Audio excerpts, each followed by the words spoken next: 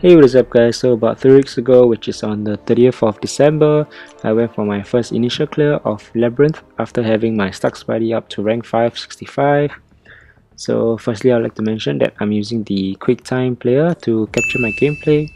That's why if you watch my full run of it, which I'll be posting very soon, it won't be a continuous 2-hour gameplay because I don't want to risk having to lose the entire clip if it crashes. That's why I try to save every clip whenever it hits the 20 minutes marker before I carry on with the other fights. So yeah, today I have the highlights of my run in Path 3, which I will talk about the mistakes and what you should note if you are planning to go for it yourself. So if you don't already know, these are the global notes on every fight in Labyrinth. And if you're unsure how average timer works, I'll leave a link to a Reddit post which explains it. In a nutshell, you want to have your base attack over 2000 to extend the timer so you won't get wrecked. So yeah, first up we have Stallard. So his ability is every 15 block hits, he receives a permanent fury buff which increases his attack. So essentially you just want to fight him just like any other fights, which is to first intercept him after a 4-hit combo and bait out as many SP1 to allow yourself an opening for a 4 or 5 hit combo. And next up we have Jane Foster. I gotta admit, she was my kryptonite for this whole run because I died so many times. I think it was 4 times. So yeah, her ability is that whenever she takes a block hit, she's gonna inflict a shock debuff on you, which deals a lot of damage. And yeah, you're gonna see me screw up so many times because it's just I don't know whether it's just me, but it's a habit of mine to just hit the opponent whenever he or she is blocking. So yeah, it's just a natural reflex of my thumbs, I guess. But I highly recommend you guys to just take some block hits and wait for her heavy attack before you guys dash back and intercept her. So yeah, you can see that I'm trying to adapt to not hit her while she's blocking, but you know, finger reflexes, it happens. Yeah, I did that, and the reason why I used my SP1 here because I thought she was gonna dash in and hit me, but nah, she decided not to. And yeah,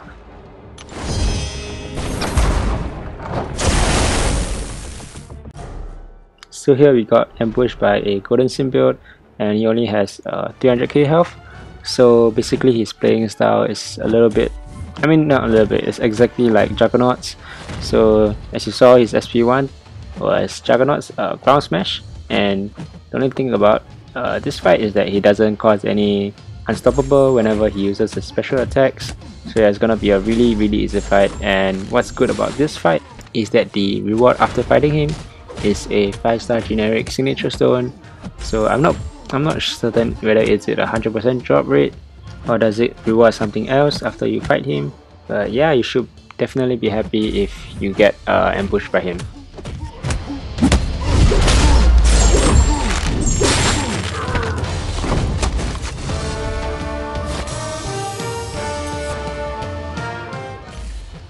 On to our next fight, we have Netflix Daredevil. So basically his ability will prevent you from blocking for too long, otherwise you'll take degen damage every second. So this fight is actually very simple to fight since both his SP1 and SP2 are very easy to evade.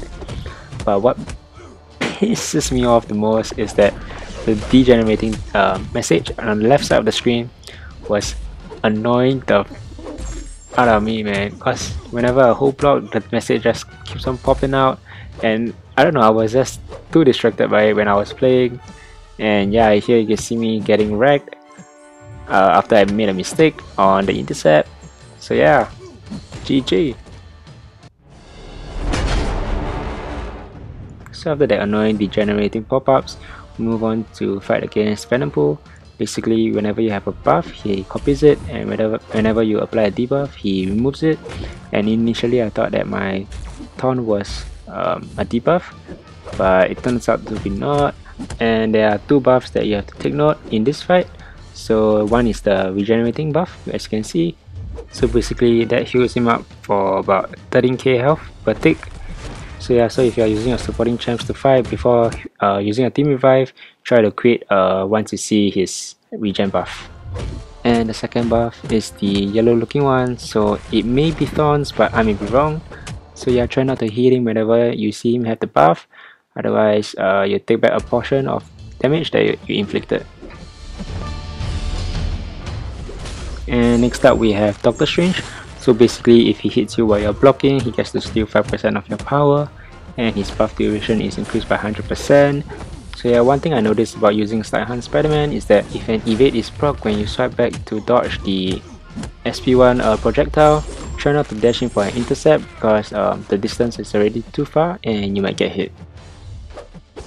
So just to take note, you don't want to get hit whenever he's in his power game buff because he heals 40 damn K per hit.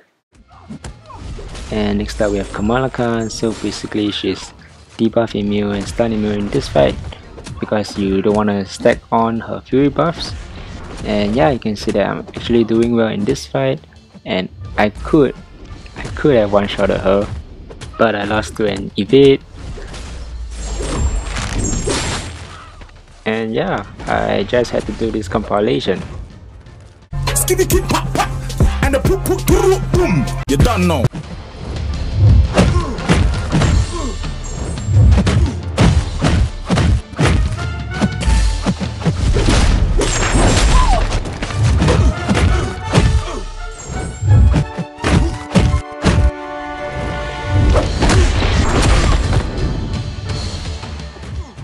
Moving on to Rocket, it's another easy fight. You just don't want to push him to his SP2, otherwise you can't parry him.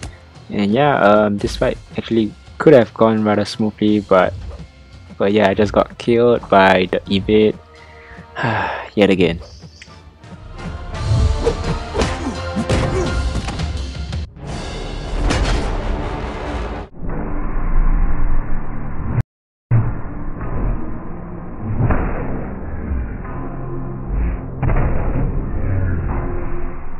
You don't know. Finally, after every fight, we have reached Maestro. So these are the abilities that he has against different class types of champions. And I went in with Stallard Spider-Man with only half health because I want to test run to see the fighting style of Maestro in Labyrinth. So yeah, little did I expect that it would turn out to be a super long fight, and I wasn't expecting this because, as you saw from the earlier image that I put up, when you use a tech champion to fight against Maestro, you will receive he will receive random buffs throughout the fight.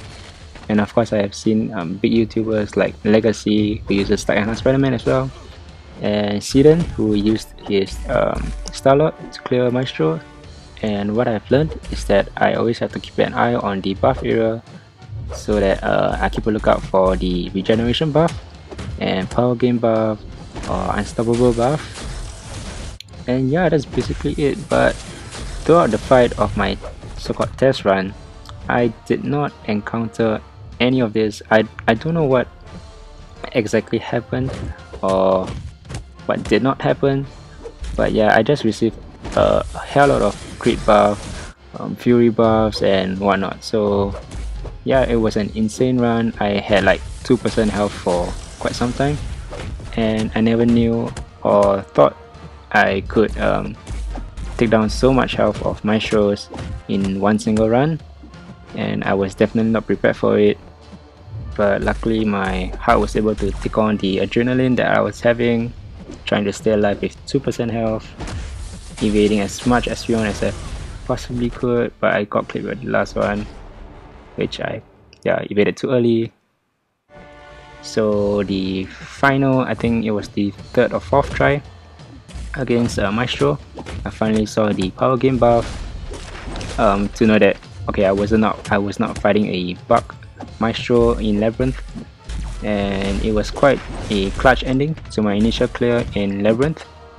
And I'm gonna pause this clip right here so you can go and watch my full run of it in the next video, and to see whether I got clipped by his SP3 or did I manage to get him using heavy attack. So that's it guys. You can also get to see what 5-star awakening gem I got in my next video, which is the full run of Labyrinth. Sorry to leave you guys with a cliffhanger, But yeah, that's it for me guys. Take care. Adios.